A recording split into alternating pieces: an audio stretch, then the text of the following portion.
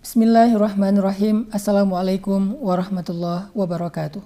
Allah Subhanahu wa taala berfirman di dalam pembukaan surat Al-Ankabut. Alif Lam Mim.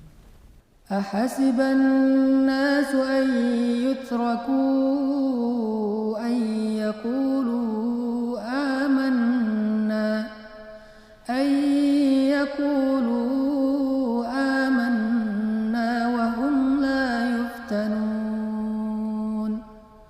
ولقد فتنا الذين من قبلهم فليعلمن الله الذين صدقوا وليعلمن الكاذبين.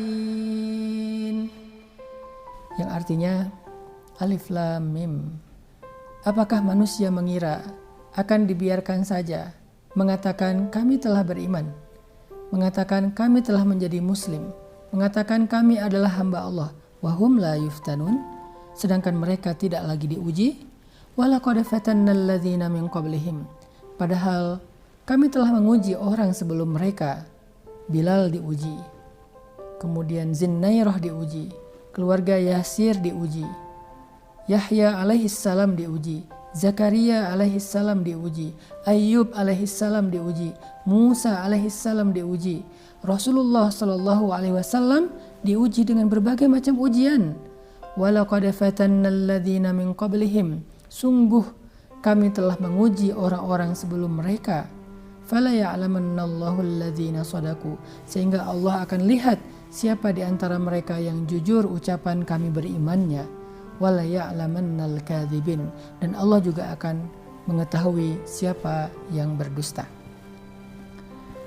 Teman-teman yang dirahmati Allah Subhanahu wa taala, ujian adalah sesuatu yang pasti dalam kehidupan kita. Sunnatullah.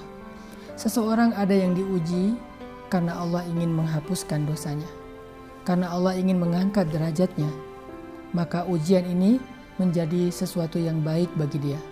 Tetapi ada juga orang yang diuji, diberi musibah karena Allah ingin menghukumnya. Maka ujian atau musibah ini adalah sesuatu yang buruk bagi dia. Sehingga ketika kita sudah banyak beramal solih, jangan sampai kita salah faham lalu kita mengatakan, kenapa Allah masih menguji saya? Kenapa Allah masih memberikan saya musibah? Kenapa Allah masih memberikan saya kesulitan? Apalagi yang kurang dari saya? Padahal orang-orang sebelum kita jauh lebih soleh dari kita, jauh lebih istimewa dari kita, dan bahkan di antara mereka ada kekasih Allah yaitu Rasulullah. Ternyata mereka pun mengalami ujian yang jauh lebih berat daripada apa yang kita alami. Jadi ujian itu adalah sunnatullah untuk menggugurkan dosa, untuk mengangkat derajat. Coba kita renungkan bagaimana ilustrasi atau analogi ketika seseorang punya penyakit di tubuhnya, punya kanker, punya tumor, punya luka, punya sesuatu yang tidak baik di dalam tubuhnya. Lalu kemudian dia datang ke dokter, dia minta, dokter obati saya. Dokter saya ingin sembuh, dokter saya ingin bisa nyaman, tenang, gak kesakitan lagi. Lalu dia pasrah dengan keputusan dokter. Dokter mendiagnosa penyakitnya, kemudian setelah semua proses itu selesai, dokter mengatakan, ibu bapak harus dibedah. Penyakitnya harus diangkat. Yang sudah gak bisa lagi dipertahankan harus diamputasi. Mungkin sedikit ibu akan kekurangan, mungkin ada bagian organ tubuh yang diambil. Tetapi setelahnya ibu bapak akan mengalami kehidupan yang lebih baik. Tidak kesakitan, mulai bisa beraktivitas, normal. Bagaimana pendapat bapak ibu? Pasti pasien itu akan mengatakan, dokter, lakukan apa yang menurut dokter baik. Yang penting saya ingin hidup dan saya ingin bermanfaat, saya ingin mandiri, saya tidak ingin menyusahkan orang lain. Akhirnya kita masuk ke ruang bedah, operasi berjalan, salah satu organ kita diambil, penyakitnya diangkat, sehingga kita akan mengalami fase pengobatan dan pemulihan selama beberapa hari sampai beberapa minggu.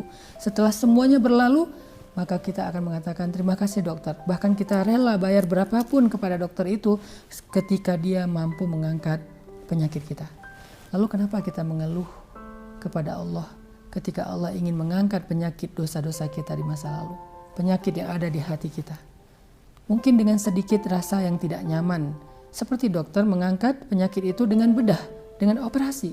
mungkin tidak nyaman. Kita akan mengalami rasa sakit sedikit, tapi itu jauh lebih baik daripada rasa sakit yang berlarut-larut. Maka analogi tersebut harusnya menjadi sebuah renungan buat kita. Tidak semua ujian itu buruk. Banyak ujian dari Allah itu adalah justru kebaikan untuk menghilangkan penyakit-penyakit dari kehidupan kita. Untuk menghapus dosa-dosa kita, sehingga setelah itu Allah akan berikan kenikmatan dan kenyamanan dalam kehidupan kita. Barakallahu fikum.